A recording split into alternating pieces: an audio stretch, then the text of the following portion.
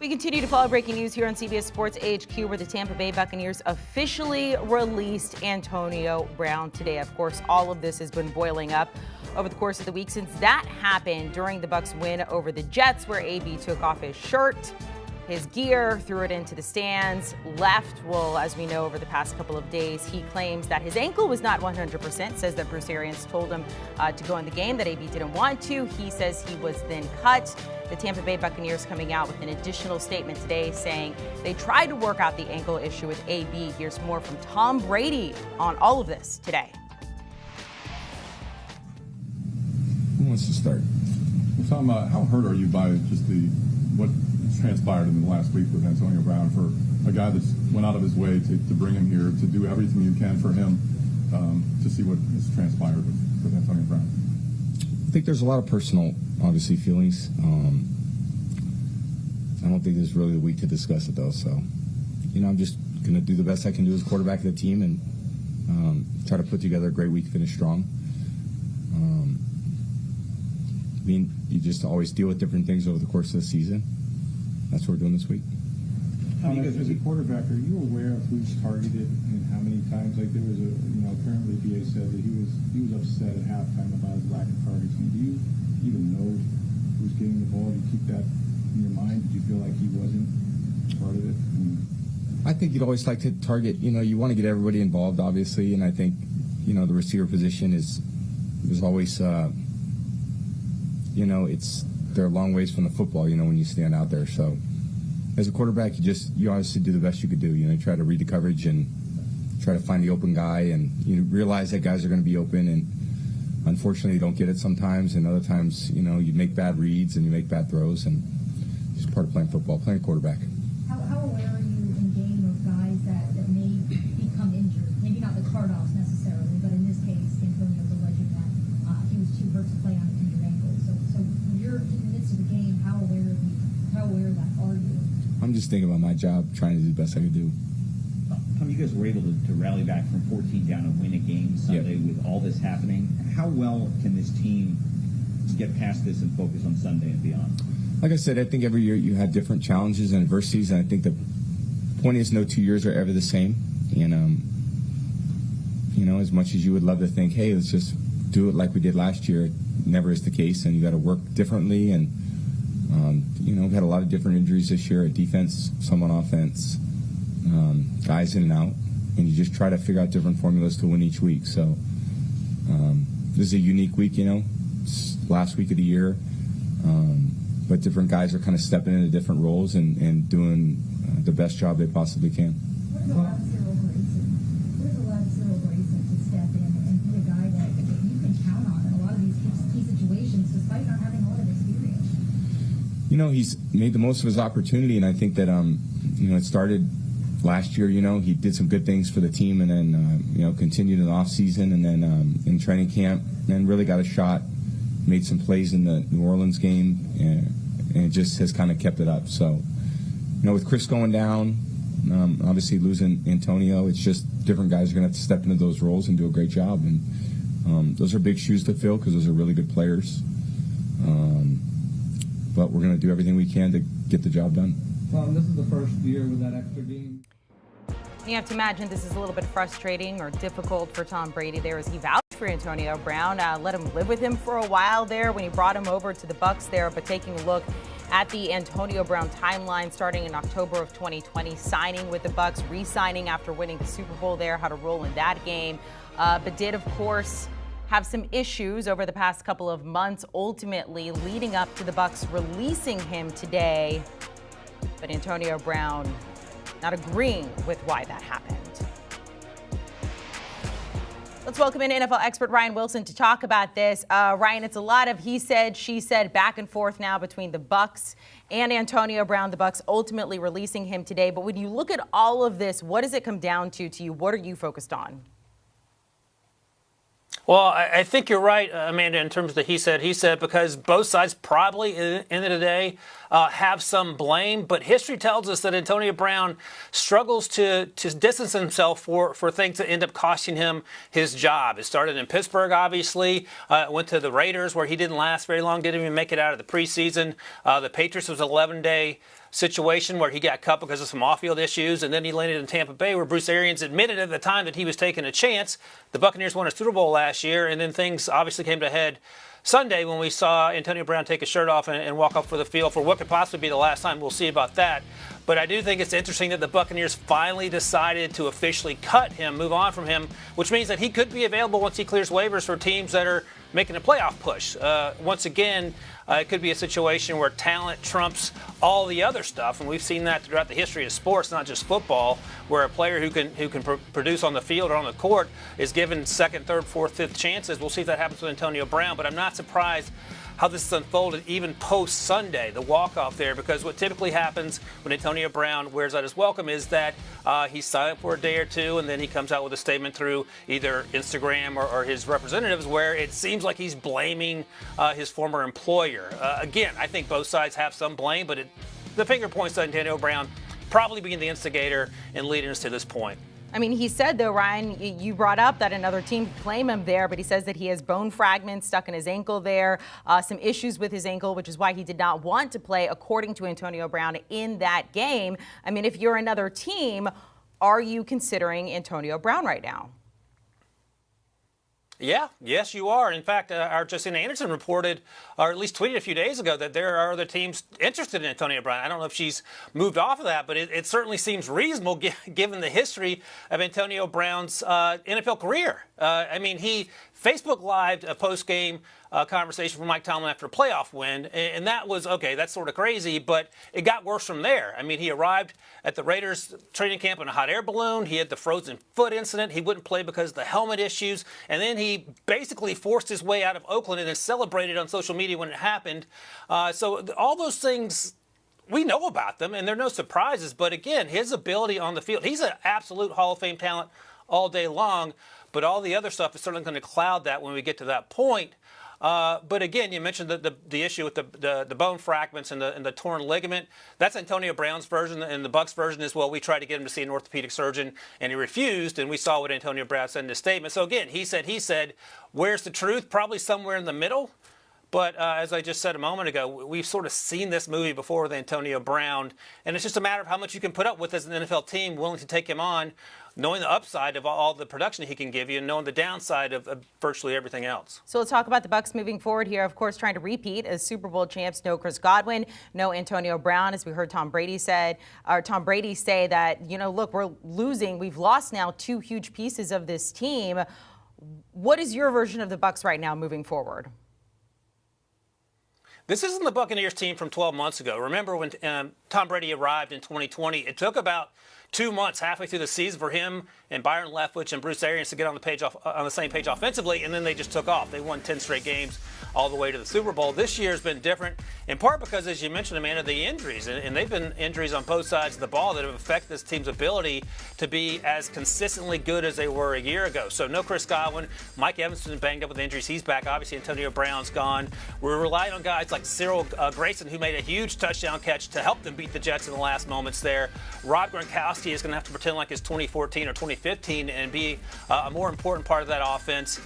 Can they do it? Yeah, absolutely. And, I've sort of learned my lesson about betting against Tom Brady, but it feels like it's going to be much more difficult this time around than it was a year ago because all the pieces that were there, and remember, they brought back every single player from that Super Bowl team, they're not there now. And I think it's going to be a much tougher hill to climb.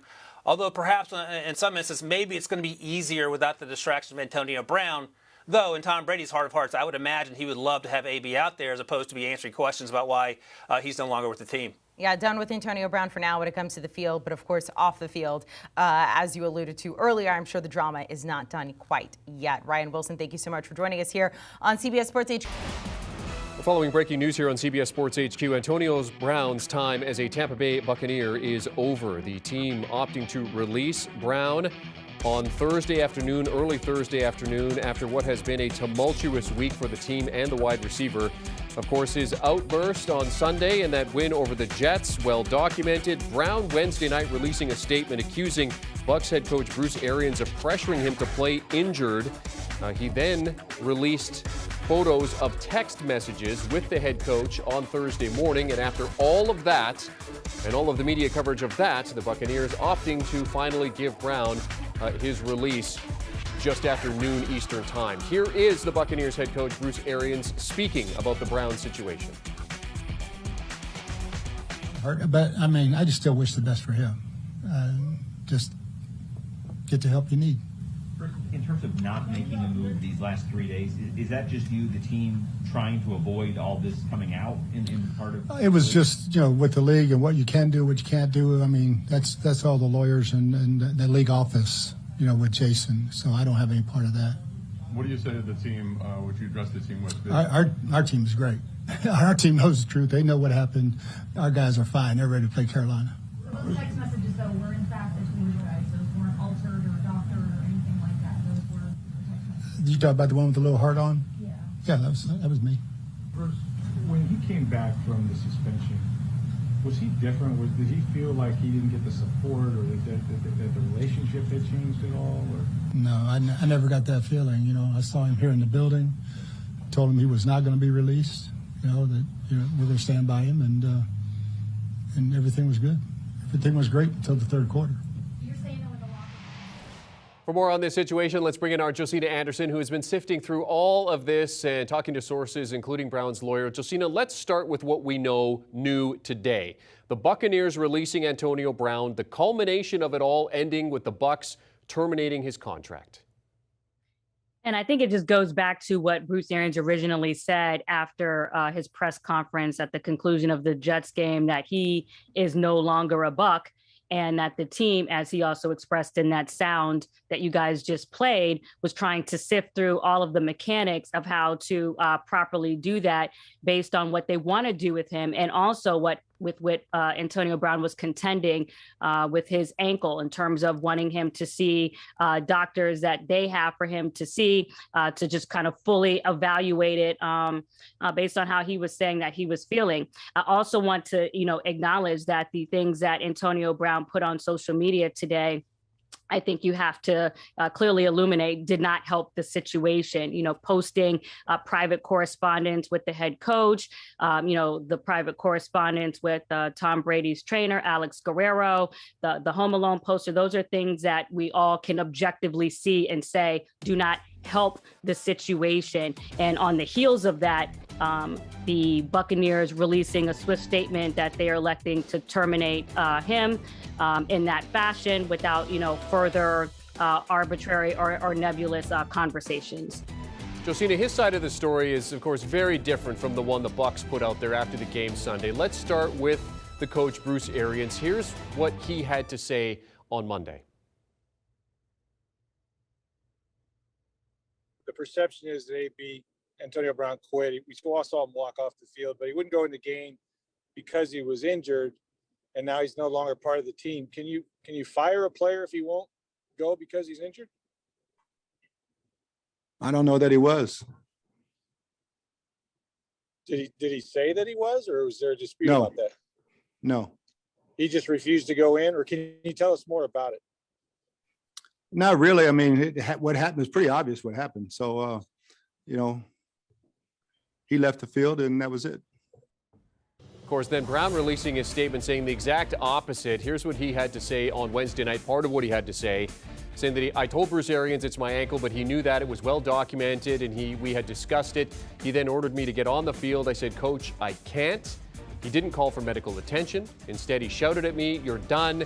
While he ran his finger across his throat, Coach was telling me that if I didn't play hurt, then I was done with the Bucs. I didn't quit.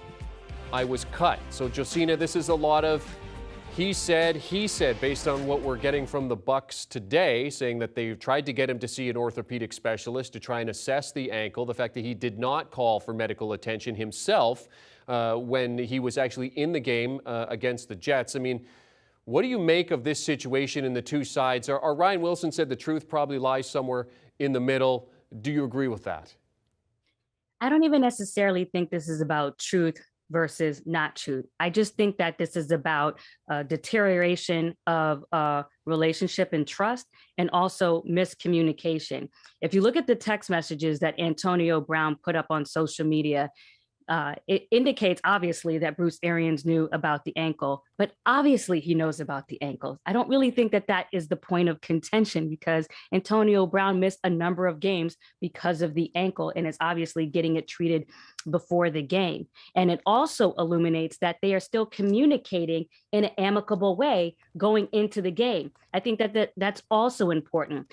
When you hear Bruce Arians say that he doesn't know that that was the case, when I hear that, though I can understand how Antonio Brown is hearing that after the game, when he learns of it after the fact, I don't think that Bruce Arians is saying that he didn't know of an ankle injury. What I hear him saying, listening to it myself, is that based on the way that Antonio Brown was playing, I didn't see the game, I was covering the Dallas Cowboys, and I know we're going to show those receptions soon, that it didn't appear to him that he was injured. In addition to that, and let's take a look at some of these receptions here. Antonio Brown had 3 receptions for 26 yards on 5 targets.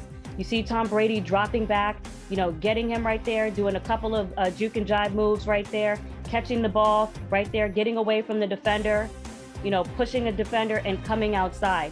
So there's, some evidence there physically of what Bruce Arians is seeing during the game. In addition to that, Bruce Arians said in that press conference today that there's a protocol for informing the staff as to when you're hurt or you feel like you can't go in. And he's saying that he didn't receive that information. So now when there's a package in the third quarter for Antonio Brown to go into the game and he's not seeing Antonio Brown, that makes sense. He's asking what is going on. Antonio Brown is suggesting through that statement released through Sean Burson yesterday that he was indicating that he couldn't go in. And then what transpired is, based on what we're seeing from Antonio Brown's statement, that he's being told that he's done. Bruce Arians acknowledged during that press conference that he told him that he was done. There was some extra color on the language that he used to tell him that he was done. And I think there needs to be further explanation as to what Bruce Arians meant by done in that instance. Did it mean done as in done with the game, or you're done as in you're cut? And even though Antonio Brown says in the statement that coach was telling me, that I needed to get off, or we can show that portion of the statement, I'm not sure that he meant that he was inferring that based on saying that he gave him the throat slash, or that Bruce Arians specifically said that he was cut and off the team. Done for the game or off the team. So those are things that I would, clarified. But I think when you go back and you look at the video, you can understand why there was misunderstanding based on how he was playing. And in addition to that, Bruce Arians is also saying that at halftime, that's his side, not inserting my opinion, just telling you what we're hearing, that there was a discussion about the amount of targets. So a couple of things. One, we know that Antonio Brown was targeted 5 times during the game. We also know that he needed to reach an amount of incentives, to be able to collect a certain amount of dollars. And let me just go over that real quick per his contract. So if he would have gotten 50 receptions for the season, Antonio Brown gets 333.3. If he gets 70 receptions, it's another 333.4. If you get 600 receptions, it's another 333. If 800 reception or receiving yards, it's another 333. Then if he gets 5 touchdowns, it's another 333. If he gets 7 touchdowns, it's another 333. So when I hear Bruce Arians bringing up the targets, it makes me go back again. Does the contract incentives have something to do with it or not? I'm not sure. So I can understand where it's unclear based on looking at him in the game.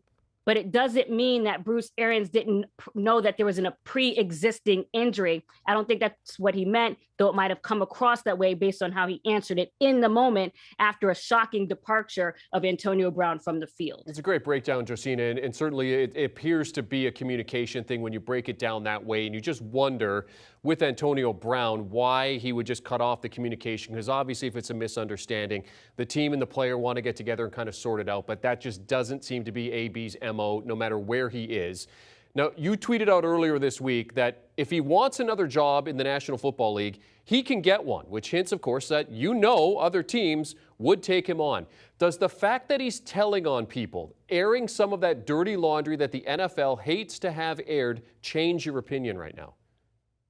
Well, what I tweeted definitely is not based on opinion, is what I heard even prior to this happening this morning. But it's an apt question that you're asking as far as whether what we're seeing today in revealing private conversations that has to do not just with the fact that it's private, that it has to do with a coach, and also has to do with the coach that has a lot of equity in the league. And then obviously the correspondence that has to do with Tom Brady's trainer, and then the posting of Tom Brady and Bruce Arians on the Home Alone poster.